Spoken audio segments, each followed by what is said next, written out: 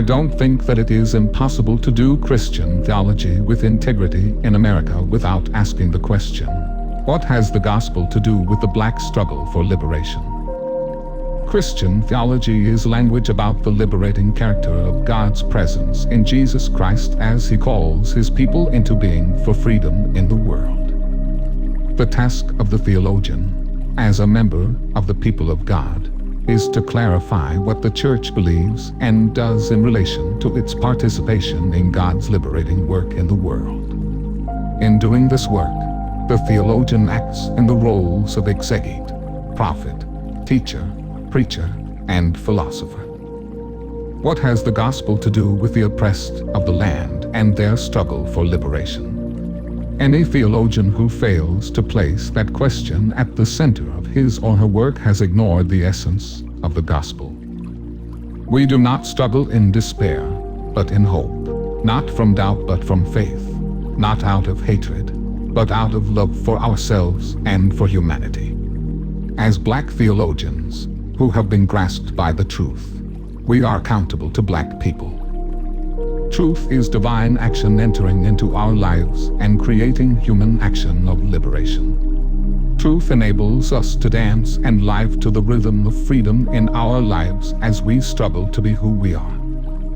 We cannot criticize the early church fathers for their failure to address the critical questions of our contemporary situation. They are accountable only for dealing with the historical issues in their time as they relate to Jesus' presence among them.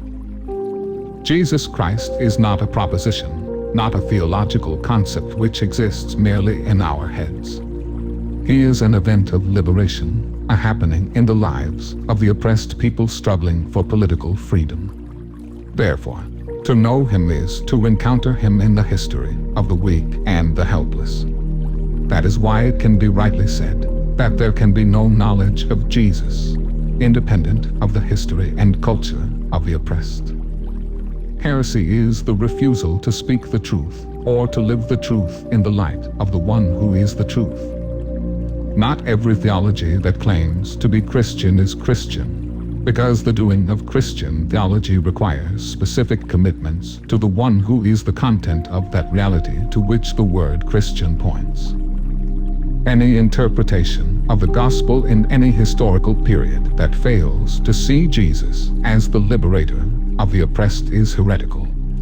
Any view of the gospel that fails to understand the church as that community whose work and consciousness are defined by the community of the oppressed is not Christian and is thus heretical. Within this context, the issue of heresy must be debated. Divinity is humanity transcending itself while remaining enclosed within itself. The ruling class promotes religion because it justifies the present material relations and also because it serves as a sedative for the oppressed, making them remain content with humiliation and suffering. As long as the oppressed believe that their future is found in a heavenly world, they will not focus on the need revolutionary praxis to change this world. Theology arises out of life and thus reflects a people's struggle to create meaning in life. Since most professional theologians are the descendants of the advantaged class and thus often represent the consciousness of the class, it is difficult not to conclude that their theologies are in fact a bourgeois exercise in intellectual masturbation. During slavery, the social limitation of white theology was expressed in three main forms. One, some white theologians ignored slavery as a theological issue. Two others justified it. Three, only a few spoke out against it. White theologians built logical systems. Black folks told tales. Whites debated the validity of infant baptism or the issue of predestination and free will. Blacks recited biblical stories about God leading the Israelites from Egyptian bondage, or Joshua and the Battle of Jericho, and the Hebrew children in the fiery furnace. Blacks did not ask whether God existed or whether divine existence could be rationally demonstrated. Divine existence was taken for granted because God was the point of departure of their faith. The divine question which they addressed was whether or not, God was with them in their struggle for liberation. To know God is to experience the acts of God in the concrete affairs and relationships of people, liberating the weak and the helpless from pain and humiliation.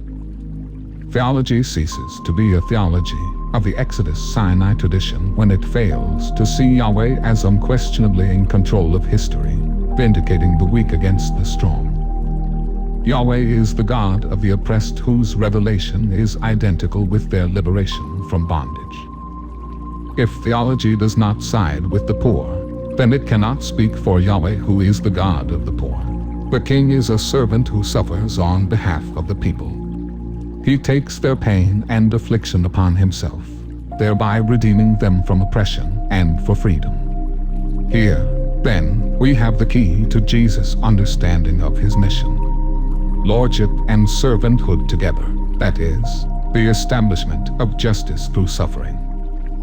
Jesus' power to exorcise demons is the sine qua non of the appearance of the kingdom, because freedom for the oppressed can come about only by overcoming the forces of evil. God in Christ comes to the weak and the helpless, and becomes one with them, taking their condition of oppression as his own and thus transforming their slave existence into a liberated existence. The gospel of liberation is bad news to all oppressors, because they have defined their freedom in terms of the slavery of others. When people do not want to be themselves, but somebody else, that is utter despair. The conspicuous absence of the lynching tree in American theological discourse and preaching is profoundly revealing, especially since the crucifixion was clearly a first-century lynching.